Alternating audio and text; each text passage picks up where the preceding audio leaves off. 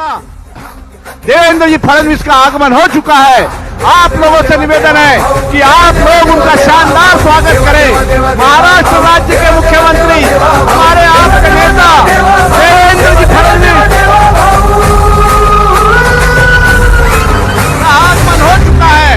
आप लोगों से निवेदन है कि थोड़ी देर में इस मंच पर उनका आगमन हो रहा है। देवेंद्र जी फडणवीस आगे बढ़ो, आगे बढ़ो। भारत माता की सेवा भाव आगे बढ़ो। इस महाराष्ट्र के ऊर्जावान व्यक्तिमत्व, इस महाराष्ट्र के ऊर्जावान मुख्यमंत्री देवेंद्र जी फडणवीस, जिनको देखकर विरोधियों के हौसले मस्त हो जाते हैं और आप राजनीतियों के कार्यकर्ता के हौसले बुलंद हो जाते हैं। ऐसे देवेंद्र जी फडणवीस का थोड़ी देर में मंच पर आगमन हो रहा है। देवेंद्र जी फडणवीस आगे बढ़ो। भारत माता की, भारत माता की सेवा भाव आप आगे बढ़ो, सेवा भाव आप आगे बढ़ो, सेवा भाव आप आगे बढ़ो। लाल की बहनों के लाल के मुख्यमंत्री सेवा भाव का पंचायत का आगमन हो चुका है। सेवा भाव आप आगे बढ़ो, सेवा भाव आप आगे बढ़ो। हमारे आपके नेता देवेंद्र जी फडणवीस, ऊर्जावान मुख्यमंत्री, जो कहते हैं वो करते हैं, ऐसे मुख्यमंत्री देवेंद्र जी फडणवीस का आगमन हो चुका है। मंचासीन होंगे,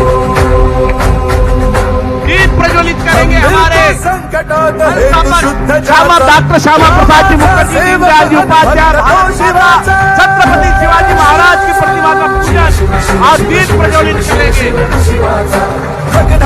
जोश तरी खुदी ने विचारी राखे तुल उठतो अनखे सोहरारी। दीप प्रज्वलित देवेंद्र जी भाई के हाथ से दीप प्रज्वलित हुआ है। ये जोत अखंड जोत है, भारतीय जनता पार्टी की अखंड जोत है। महाराष्ट्र गीत, महाराष्ट्र गीत के लिए सभी अपने स्थान पर खड़े हो।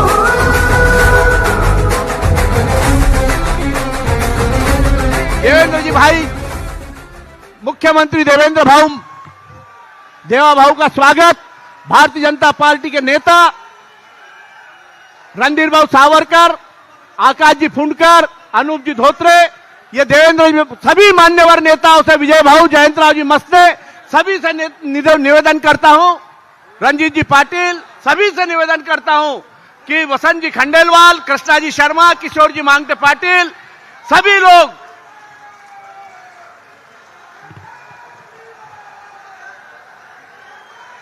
देवेंद्र भाऊ मोदी को हमारे आराध्य गण गण गणात गोते गजानन महाराज की प्रतिमा फोटो भेंट की जा रही है। हमारे नेता रणधीर भाऊ सावरकर, अनूप भाऊ धोत्रे, वसंत भाऊ खंडेलवाल, जयंतराव जी मस्ते, विजय जी अग्रवाल, आकाश जी फुंडकर, सभी नेता गण गण गणात गोते हमारे आराध्य गण गजानन महाराज की प्रतिमा भेंट करेंगे। और इसके बाद गिरीश जोशी के नेतृत्व में जो तैयार किया गया संकल्पनामा है, भारतीय जनता पार्टी का संकल्पनामा प्रकाशित होगा।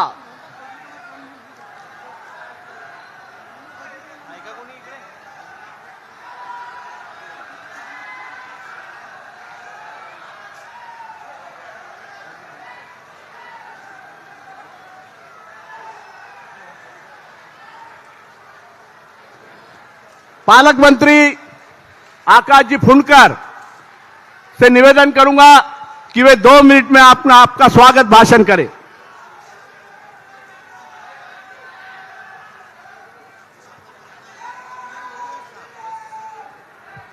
भारत माता की, भारत माता की।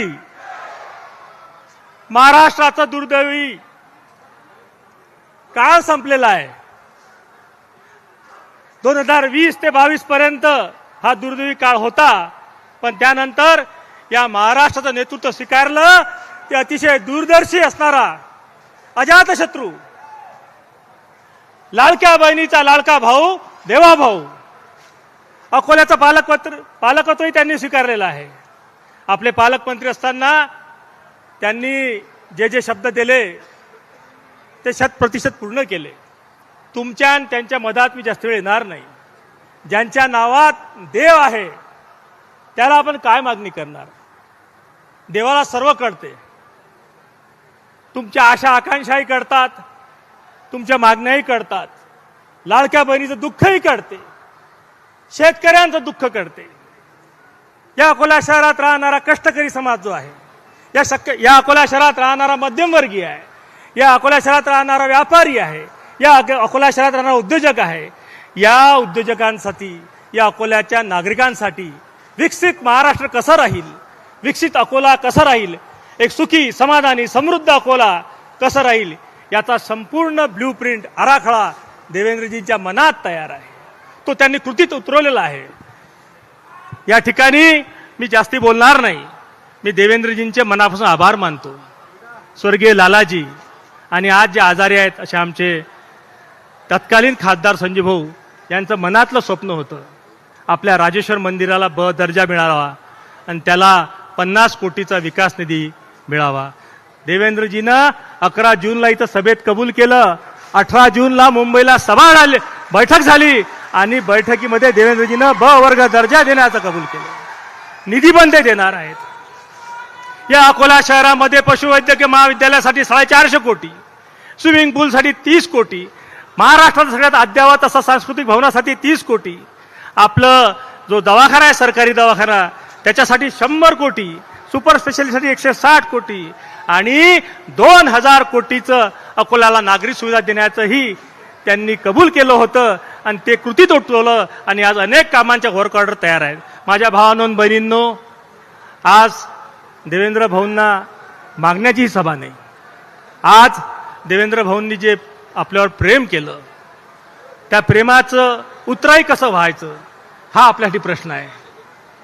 भारतीय जनता पक्ष शिवसेना युतीचं आज सरकार वरतेही आहे.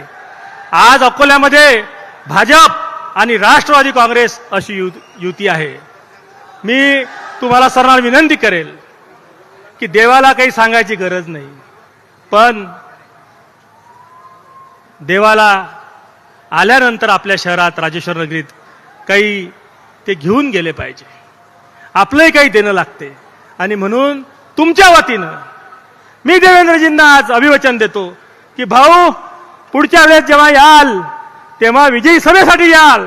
मागच्या वेळेस आलो, तुम्ही सभा घेतली होती, तुम्ही 50चं आवाहन केलं होतं, आपण 48 जागा दिल्या. आज आम्ही या तमाम अकोलेकरांच्या वतीनं तुम्हाला आश्वासन देतो, तुम्हाला वचन देतो की पुढच्या विजयी सभेत येताना 60+ नगरसेवक घेऊन येऊ आणि मगच तुम्हाला आम्ही समोर जाऊ हे अभिवचन देतो. तुम्ही आजपर्यंत जे प्रेम, विशेष प्रेम आमच्यावर केलं त्याचे आभारही मानतो. माझ्यावर तर खूप जास्ती प्रेम केलं. माझ्यामध्ये फार काही लायकी नसताना तू खूप लायक आहे, तू खूप लायक आहे असं करून करून तुम्ही नेता केलं. या अकोला शहराचं पालकत्व स्वीकारलं. माझ्या भावांनो बहिणींनो, असा खवणं काळ रोज रोज येत नाही. असे लोक दरवर्षी जन्मही घेत नाहीत. शतकातून एखादा माणूस असा जन्म घेते. प्रचंड प्रमाणात मेहनत, कमालीची प्रामाणिकता, टोकाची माणुसकी आणि जीवापार सहनशक्ती याचा धनी असलेला हा माझा नेता आहे. देवेंद्रजी, we have enjoyed a fantastic period and we will do it more for many years. आम्ही आज समाधानी आहोत की या काळात आम्ही जन्म घेतला की ज्या काळात देवेंद्रजी मुख्यमंत्री आहेत आणि आमदार आहो आणि अकोल्याचे ते पालकमंत्री आहेत.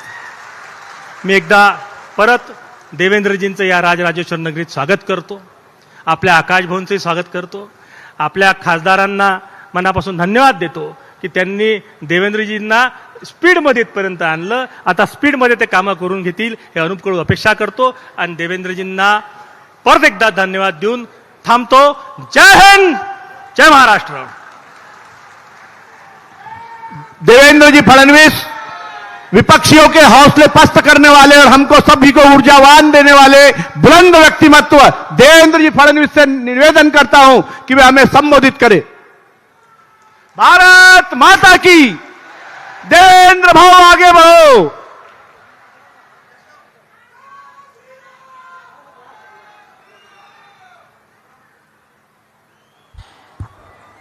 भारत माता की, भारत माता की, छत्रपति शिवाजी महाराज की, धर्मवीर छत्रपति संभाजी महाराज की, जय भवानी, जय भवानी, जय जय जय जय जय भवानी,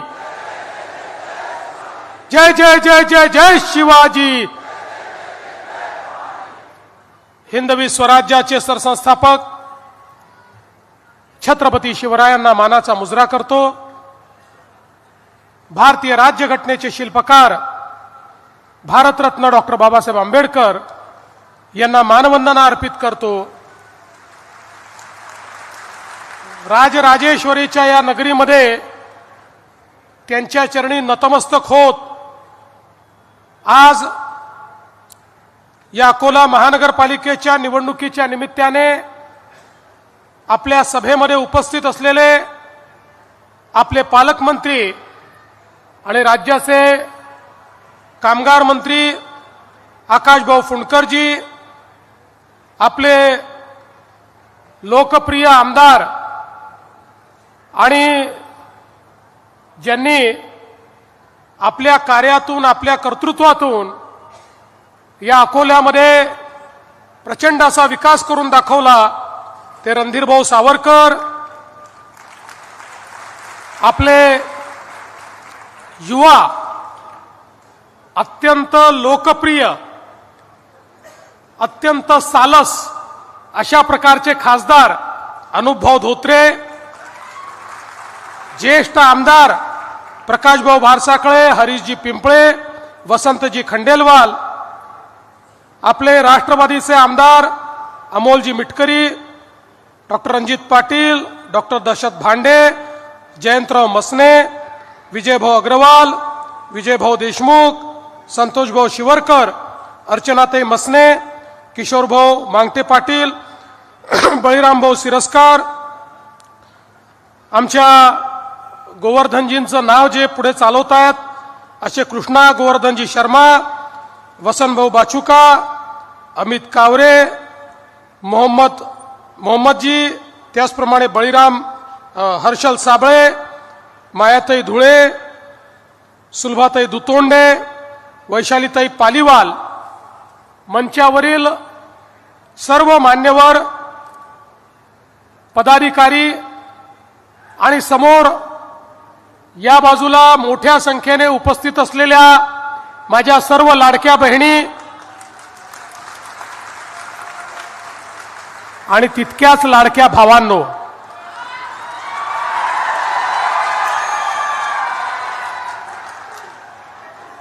आज मला अतिशय आनंद आहे की पुन्हा एकदा अकोलेकरांचा आशीर्वाद घेण्याकरता आपल्यामध्ये मी उपस्थित आहे। आजची ही सभा इतकी प्रचंड आहे, इतकी विशाल आहे की माझ्या मनात कुठलाही संशय उरलेला नाही। रणधीर भाऊंनी जे टार्गेट या ठिकाणी सांगितलं 60 पार, ते टार्गेट आपली महायुती निश्चितपणे पार करेल, हा विश्वास या निमित्ताने मी व्यक्त करतो। आपल्याला कल्पना आहे आज महाराष्ट्रामध्ये जवळपास 29 महानगरपालिकांमध्ये निवडणुका चालल्या आहेत। महाराष्ट्र हा देशामध्ये 2 क्रमांकाचा नागरीकरण झालेलं राज्य आहे। महाराष्ट्रामध्ये एकूण जी लोकसंख्या आहे त्या लोकसंख्येच्या 50% लोक ही शहरांमध्ये राहतात। जवळजवळ 6 कोटी लोक ही महाराष्ट्रातल्या 40,000 गावांमध्ये राहतात आणि तेवढीच 6 कोटी लोक ही महाराष्ट्रातल्या अकोल्यासारख्या 400 शहरांमध्ये राहतात. आणि म्हणून हा जो काही नागरी भाग आहे आणि त्यातही या 6 कोटीपैकी जवळपास 4.5-5 कोटी लोक हे 29 शहरांमध्ये राहतात.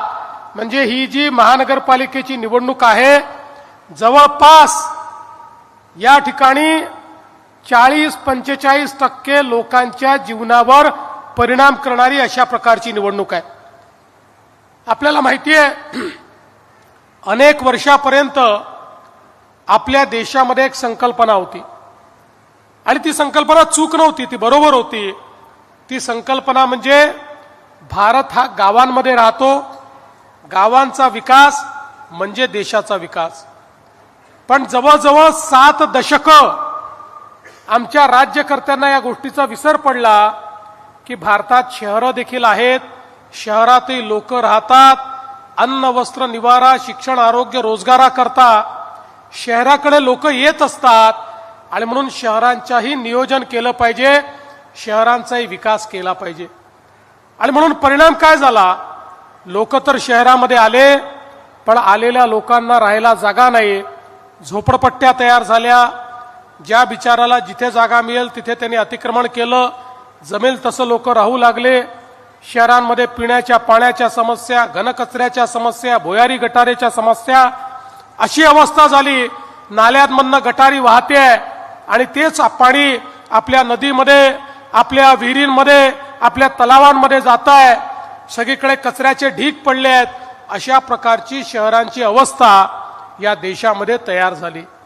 पण 2014 साली ज्यावेळी देशाचे प्रधानमंत्री म्हणून माननीय नरेंद्र मोदीजींनी कारभार स्वीकारला त्यावेळी मोदीजींनी सांगितलं भारत जसा गावात राहतो तसा भारत शहरात देखील राहतो.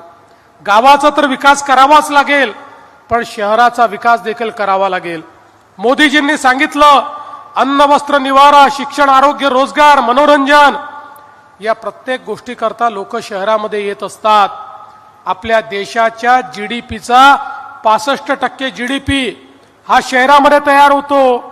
वस्तू आणि सेवांची निर्मिती ही शहरांमध्ये होते, रोजगाराची निर्मिती ही शहरांमध्ये होते.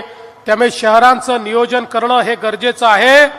शहरात राहणारा गरीब, शहरात राहणारा मध्यमवर्गीय याच्या जीवनामध्ये सकारात्मक परिणाम करणारे अनेक कार्यक्रम हाती घेणं हे क्रमप्राप्त आहे. आणि म्हणून या देशाच्या इतिहासामध्ये पहिल्यांदा मोदीजींनी शहरांकरता योजना सुरू केल्या. आणि मग आपल्याला माहिती आहे स्मार्ट सिटीची योजना, अमृत शहरांची योजना, स्वच्छ भारत शहर योजना, प्रधानमंत्री आवास योजना, शहर योजना, अशा अनेक योजनांच्या माध्यमातून लाखो कोटी रुपये शहरांना द्यायला मोदीजींनी सुरुवात केली. आणि पहिल्यांदा देशातली शहरं ही बदलायला लागली. आपण बघा बंधू भगिनींनो, आज महाराष्ट्रातल्या शहरांमध्ये भुयारी गटाराची कामं चाललेली आहेत, पिण्याच्या पाण्याच्या योजना चाललेल्या आहेत. घनकचरा आता केवळ डंप आपण करत नाही तर घनकचऱ्यावर प्रक्रिया करतो, त्यातनं कोळशासारखे पेलेट्स तयार करतो. काही ठिकाणी आपण घनकचऱ्यापासून खत तयार करतो. मोठ्या महानगरपालिकांमध्ये घनकचऱ्यापासून आपण वीज निर्मिती करतो. त्यामुळे कालपर्यंतचा जो कचरा आपल्यावर लायबिलिटी होती आता ती लायबिलिटी नाही आहे. आता त्या कचऱ्यातनंही मत्ता तयार होते आहे. आणि याकरता अनेक योजना आणि निधी हा माननीय मोदीजींनी आपल्याला त्या ठिकाणी सातत्याने महाराष्ट्राकरता उपलब्ध करून दिला. आपलं घाण पाणी सांडपाणी याच्यावर प्रक्रिया करून त्यातली विष्ठा बाजूला करून त्यातनं खत तयार करायचं आणि शुद्ध केलेलं पाणी हेच नदीमध्ये नाल्यामध्ये आणि तलावांमध्ये गेलं पाहिजे. याकरता शेकडो कोटी रुपये हे या ठिकाणी आपल्याला मोदीजींच्या माध्यमातून मिळालेले आहेत. आणि म्हणून आज आपण जर बघितलं तर आपली शहरं बदलतायत. बंधू भगिनींनो, 2017 साली या महानगरपालिकेची सत्ता ही तुम्ही भारतीय जनता पक्षाकडे दिली होती आणि 17 पासनं जोपर्यंत आपलं सरकार होतं आणि त्यानंतर पुन्हा आपलं सरकार आल्यानंतर मोठ्या प्रमाणात आपण या शहरामध्ये कामं केली. आपल्याला कल्पना आहे, शहराची हद्दवाढ झाली. हद्दवाढ झाल्यानंतर 243 कोटीचा आराखडा तयार झाला. त्यातले पहिले 100 कोटी रुपये आपण दिले आणि त्याची कामं आपण त्या ठिकाणी केली. मला कल्पना आहे, सरकार गेल्यामुळे रणधीर भाऊ पुढचे 143 कोटी रुपये तुम्हाला मिळाले नाही, पण आता चिंता करू नका, आता पुन्हा सरकार आलेलं आहे, तो पैसा देखील या ठिकाणी उपलब्ध होईल. वाढीव पाणी पुरवठा योजनेकरता 113 कोटी रुपये आपण दिले. जवळपास 550 किलोमीटरच्या जलवितरणाचं जाळं तयार केलं. 36,000 त्या ठिकाणी जोडण्या आपण दिल्या. 7 पाण्याच्या टाक्या आपण तयार केल्या. जलशुद्धीकरण केंद्र, 990 केव्ही क्षमतेचा सौर ऊर्जा प्रकल्प, अशी अनेक कामं ही या ठिकाणी आपल्या सरकारच्या माध्यमातून, महानगरपालिकेच्या माध्यमातून आपण त्या ठिकाणी पूर्ण केली. आणि आता हद्दवाढ जो क्षेत्र आहे त्या क्षेत्रापर्यंत पाणी पोहोचवण्याचं काम हे आपण करतो आहोत. आता या ठिकाणी आपण नव्याने पाणी आरक्षण देखील मंजूर केलेलं आहे आणि आता नवीन एक वाढीव पाणी पुरवठा योजना देखील आपण तयार केली आहे. 221 कोटी रुपयाची ज्या योजनेचं काम आता आपण सुरू केलेलं आहे. आणि मला विश्वास आहे की येत्या काळामध्ये आपण हे काम पूर्ण केल्यानंतर अकोला एक असं शहर होईल की या शहरातल्या कुठल्याही व्यक्तीने आपल्या घरी जर नळ सुरू केला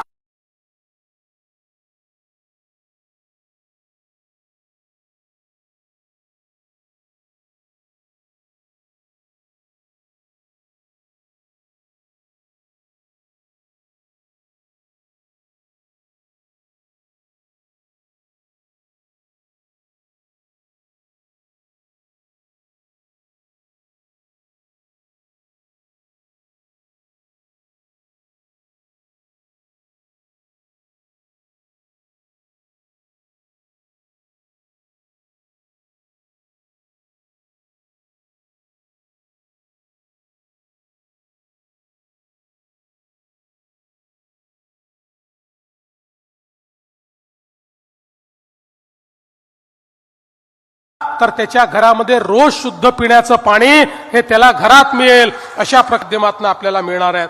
आणि एवढंच नाही तर अजून एक 521 कोटी रुपयाचा टप्पा आपल्याला मिळणार आहेत.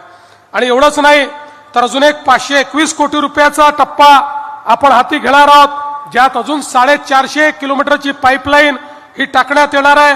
भूमिगत गटारीच्या संदर्भात मलनिस्सारणाकरता 87 कोटी रुपयाचा एक टप्पा आपण करतो, ज्या माध्यमातून मोठ्या प्रमाणात मागे आपण एसटीपी केलेले आहेत. आता 38 नाले जे आहेत त्या नाल्यातही शुद्ध पाणीच गेलं पाहिजे, त्यातलंही पाणी हे घाण पाणी जाऊ नये, अशा पद्धतीनं या ठिकाणी जलशुद्धीकरणाचे प्रकल्प अकोल्यामध्ये हाती घेण्याचं काम हे आपल्या सरकारच्या माध्यमातून होत आहे. मलनिस्सारणाचा दुसरा टप्पा जवळपास 629 कोटीचा आहे, त्यालाही या ठिकाणी चालना देण्याचं काम हे राज्य सरकारच्या माध्यमातून आपण करतो. घनकचऱ्याच्या व्यवस्थापनाकरता जवळपास 45 कोटी रुपयाची योजना आपण हातामध्ये घेतली आहे. सीसीटीव्हीचा प्रकल्प आपण हातामध्ये घेतलाय. अकोल्याचं विमानतळ जे आहे तेही आता आपण मोठं करणार आहोत. त्या विमानतळाकरता 209 कोटी रुपये भूसंपादनाकरता आपण दिले आहेत. 1800 मीटरची धावपट्टी आपण करतो. पुढच्या काळामध्ये 2800 मीटरची धावपट्टी तिथे कशी करता येईल हा देखील आपला प्रयत्न असणार आहे. एवढंच नाही तर या ठिकाणी स्काय नेक्स्ट एरोस्पेस यांच्यासोबतही एक करार आपण केलेला आहे आणि पुढच्या टप्प्यामध्ये अकोल्यामध्ये एअर ट्रेनिंग सेंटर देखील आपल्या या विमानतळावर आपण करणार आहोत. पायलटचं ट्रेनिंग देखील आपल्या अकोल्याच्या विमानतळावर मिळेल, अशा पद्धतीची व्यवस्था आपण करतो. अकोल्याचं रेल्वे स्थानक एक मॉडेल रेल्वे स्थानक म्हणून या ठिकाणी विकसित होत आहे. आणि एवढंच नाही तर आता आपल्या अनुभवांच्या प्रयत्नातून या रेल्वे स्थानकाला गतिशक्ती कार्गो टर्मिनल म्हणून मान्यता मिळालेली आहे. पुढच्या काळामध्ये मोठ्या प्रमाणात कार्गोची ने-आण या ठिकाणून होईल आणि त्यातनं मोठ्या प्रमाणात रोजगाराची निर्मिती देखील या भागामध्ये होणार आहे.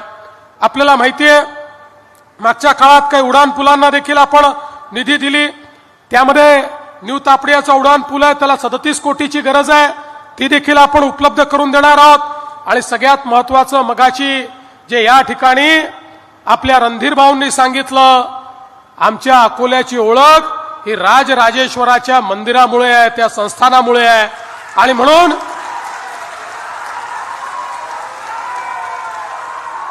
या ठिकाणी आपल्याला आश्वासन दिल्यानंतर थेट मुंबईला गेलो, अपेक्स कमिटीची बैठक घेतली, 50 कोटीच्या आराखड्याला आपण मान्यता दिली आणि आता काळजी करण्याचं कारण नाही आहे। पुढच्या काळामध्ये सगळा निधी उपलब्ध करून देऊन एक अतिशय सुंदर अशा प्रकारचं हे राजराजेश्वर जे आमचं संस्थान आहे त्याचा संपूर्ण आराखडा आम्ही पूर्ण करू आणि त्या माध्यमातून अतिशय चांगलं काम या ठिकाणी होईल। आज आपल्याला माहिती आहे आपलं सांस्कृतिक भवनाचं काम देखील अंतिम टप्प्यामध्ये आलंय, ऑलिम्पिक दर्जाच्या जलतरण तलावाचं कामही अंतिम टप्प्यात आहे। या ठिकाणी शिवर सरोवर, जेतवन सरोवर याच्या पुनरुज्जीवनाची कामे आपण हातात घेतली, 8 कोटी रुपये त्याला उपलब्ध करून दिले आहेत। मध्यवर्ती वाणिज्य संकुल आणि बस स्थानक याच्याकरता 138 कोटी रुपयाची जागा ही देखील आपण सगळे पैसे त्याचे रद्द करून मोफत उपलब्ध करून दिली आहे। या सगळ्या गोष्टी करत असताना या शहराला वेगवेगळ्या पद्धतीनं आपल्याला कसं काम करता येईल आणि इथे आपल्या महानगरपालिकेची देखील एक नवीन इमारत कशी करता येईल हा देखील विषय आपल्या समोर आहे। आपण काळजी करू नका, नूतन जी बॉडी येईल त्या नूतन बॉडी करता नूतन इमारत देखील आपण तयार करू आणि अकोल्याला साजेशी अशा प्रकारची आपण इमारत करणार आहोत। मला हे सांगताना आनंद वाटतो, देशाचे प्रधानमंत्री माननीय नरेंद्र मोदीजींनी आपल्याला प्रधानमंत्री आवास योजनेमध्ये महाराष्ट्रामध्ये 30 लाख घरं उपलब्ध करून दिली। शहरामध्ये गावामध्ये प्रत्येक गरीबाला घर मिळालं पाहिजे या दृष्टीनं त्यांनी व्यवस्था उपलब्ध केली। पण प्रश्न हा निर्माण झाला विशेषतः शहरांमध्ये की लोक ज्या अतिक्रमणात राहतात त्यांचे मालकी हक्काचे पट्टे नसल्यामुळे त्यांना प्रधानमंत्री आवास योजनेचं घर घेता येत नव्हतं। 2 महिन्यापूर्वी आपण निर्णय केला आणि शहरातली रहिवासी जेवढी अतिक्रमण आहे, जेवढ्या झोपडपट्ट्या आहेत, या सगळ्यांना त्यांच्या जागेचा मालकी हक्काचा पट्टा आपण देतो आहोत। आणि जे कच्च्या घरात राहतात, जे बेघर आहेत, त्यांना स्वतःचं घर बांधण्याकरता देखील प्रधानमंत्री आवास योजनेतनं आपण त्या ठिकाणी पैसे देतो आहोत। आता यापुढे कोणी बेघर राहणार नाही, कोणी कच्च्या घरात राहणार नाही, अशा प्रकारचा आपला प्रयत्न आहे। आणि म्हणून खरं तर अनेक गोष्टी या ठिकाणी आपण केल्या। रणधीर भाऊंच्या पाठपुराव्याने नवीन पशुवैद्यक महाविद्यालय असेल, 150 कोटी रुपयाचं सुपर स्पेशालिटी या ठिकाणी असेल, नवीन जिल्हाधिकारी कार्यालय असेल, उपविभागीय तहसील असे अनेक कार्यालय आपण तयार केले। ट्रक टर्मिनस, डांबरीकरण असे 52 कोटीची कामं आपण त्या ठिकाणी दिली आणि वेगवेगळ्या प्रकारे रिंग रोडचं काम देखील आपण त्या ठिकाणी करतो आहोत। मागच्या काळात आपण कॉन्क्रीट रोड करता पैसे दिले। आपण काळजी करू नका, पुढच्या 5 वर्षामध्ये तुमचे जेवढे डीपी रोड आहेत ते सगळे डीपी रोड कॉन्क्रीटचे करण्याकरता या ठिकाणी राज्य सरकारच्या माध्यमातून आपण पैसे देऊ। मला सांगताना आनंद वाटतो, आज आमच्या लाडक्या बहिणी या ठिकाणी आहेत। आपल्याला कल्पना आहे की ज्यावेळी आपल्या महायुतीला 232 जागा मिळाल्या त्यावेळी काही लोक म्हणायला लागले की आता यांना एवढ्या जागा मिळाल्या की आता यांना कोणाची आवश्यकता नाही, आता हे पहिलं काम करतील, लाडकी बहीण योजना बंद करतील। पण आता 1 वर्षापेक्षा जास्त काळ झाला, लाडकी बहीण योजना सुरूच आहे। आणि लाडक्या बहिणींनो, जोपर्यंत तुमचा देवाभाऊ मुख्यमंत्री आहे, लाडकी बहीण योजना सुरूच राहील, ती बंद होणार नाही। पण आमच्या लाडक्या बहिणींना आता केवळ लाडकी बहीण ठेवायचं नाही आहे, या ठिकाणी खऱ्या अर्थानं महानगरपालिकेमध्ये आपली सत्ता येणार आहे। आता आपल्या मोदीजींनी सांगितलंय आपल्या बहिणींना आपल्याला लखपती दीदी बनवायचं आहे। महाराष्ट्रामध्ये आम्ही 50 लाख लखपती दीदी बनवून टाकल्या, आता अजून 50 लाख पुढच्या 2-3 महिन्यात तयार होणार आहेत। 1 कोटी माझ्या बहिणी या लखपती दिदी होत आहेत. पण माझी अपेक्षा आहे या अकोल्याच्या महानगरपालिकेच्या माध्यमातून माझ्या अकोल्यातल्या लाडक्या बहिणी या लखपती दिदी झाल्या पाहिजेत. हा आमचा प्रयत्न आहे. आणि म्हणून आमच्या बचत गटाच्या काम करणाऱ्या ज्या बहिणी आहेत त्यांच्याकरता विशेष बाब म्हणून अकोल्याला उमेद मॉल आपण दिलेला आहे. ज्या मॉल मध्ये केवळ उमेदचे जे बचत गट आहेत किंवा इतर जे बचत गट आहेत त्यांचे जे काही त्या ठिकाणी उत्पादन आहेत त्या उत्पादनाचा हा मॉल असणार आहे. या मॉलमध्ये त्यांना जागा मिळणार आहे. त्यांच्या गटाला मोठ्या प्रमाणात त्यातनं उत्पन्न मिळणार आहे. आणि माझ्या लाडक्या बहिणी आपल्या पायावर उभं राहून त्या ठिकाणी सक्षम होणार आहेत. आणि म्हणून बंधू भगिनींनो, मी तुम्हाला एवढीच विनंती करण्याकरता आलो आहे. मी या ठिकाणी कोणावर टीका करण्याकरता आलो नाही. मी कोणाला दूषण देण्याकरता आलो नाही. मी हे सांगण्याकरता आलो आहे सकारात्मक काम करून दाखवलेलं आहे. पुढच्या कामाचं विजन आहे. पाठीशी मोदीजींसारखं नेतृत्व आहे. निधीची कमतरता नाही. अशा या सगळ्या परिस्थितीमध्ये ही महानगरपालिका पुन्हा एकदा आपल्याच लोकांच्या हातामध्ये आली पाहिजे. अन्यथा आपण किती निधी दिला, आपण किती गोष्टी सांगितल्या, किती विजन तयार केलं आणि या ठिकाणी ज्यांना केवळ आपली घरं भरायची आहेत अशी मंडळी निवडून आली तर आमचं विजन आणि मोदीजींचा निधी हा तुमच्यापर्यंत आम्ही पोहोचवू शकणार नाही. आपल्याला कल्पना आहे भारतीय जनता पार्टी राष्ट्रवादीची युती आहे. या ठिकाणी 14 ठिकाणी राष्ट्रवादी आहेत, 4 ठिकाणी आपले समर्थित आहेत. बाकी सगळ्या जागांवर भारतीय जनता पार्टी लढते आहे. आपलं कमळ आणि घड्याळ अशा या 2 निशाणी आहेत. माझी विनंती आहे 15 तारखेला आत गेल्यानंतर इकडचा तिकडचा विचार करायचा नाही. ज्या बटनांवर कमळ किंवा घड्याळ दिसते ती बटन दाबायची आणि बाहेर यायचं. मी तुम्हाला एवढंच आश्वस्त करतो 15 तारखेला कमळाची आणि घड्याळाची काळजी तुम्ही घ्या. 16 तारखेपासून तुमची काळजी आमच्यावर सोडा. 16 तारखेपासून या अकोल्याला या महाराष्ट्रातलं एक आधुनिक शहर बनवल्याशिवाय आम्ही थांबणार नाही हा विश्वास तुम्हाला देतो आणि माझं बोलणं संपवतो. धन्यवाद. जय हिंद, जय महाराष्ट्र. भारत माता की जय. देवेंद्र जी फडणवीस ने जो बोला वो करके दिखाया. अजित जयंतराव जी मस्ते आभार प्रदर्शन करतील.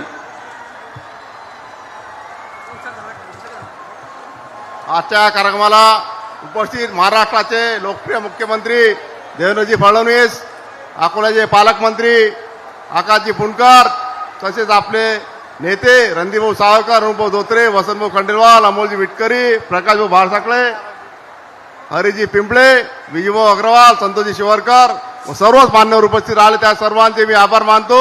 तसेच आपण सर्व लोक या कार्यक्रमाला उपस्थित राहिल्यामुळे सर्वांचे आभार मानतो. आजचा कार्यक्रम संपला अशी जाहीर करतो.